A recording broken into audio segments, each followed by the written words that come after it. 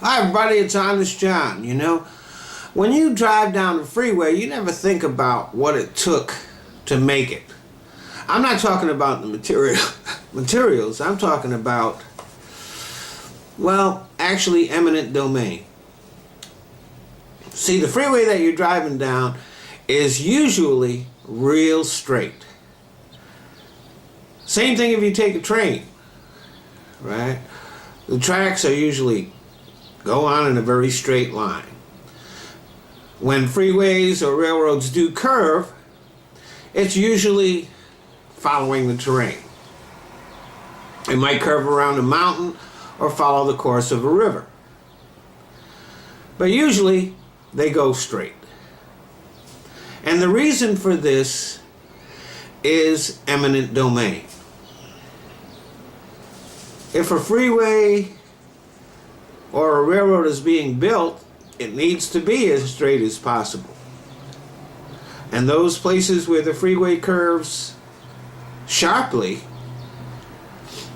are where you might have noticed where traffic clogs up and where accidents are most likely to occur.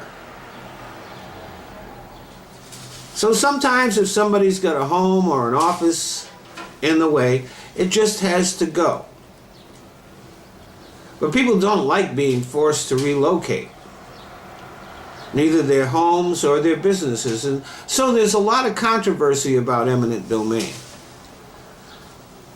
But the fact is that certain things have to be done. And as long as the owner is compensated fairly, there's nothing wrong with it. That's the way things have to be. You can't have somebody's home in the middle of an airport, for example. If they're going to build an airport somewhere, they have to acquire all the property. If you're going to build a railroad or a freeway, then you have to, as much as possible, get rid of whatever is in the way.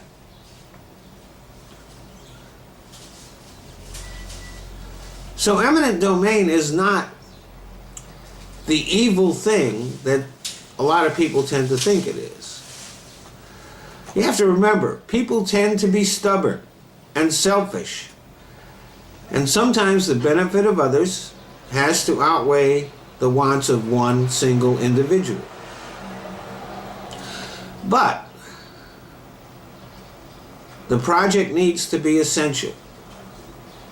There needs to be no other viable alternative, and the person affected must be fairly compensated and given whatever assistance he needs to help him with this transition. Thanks for listening.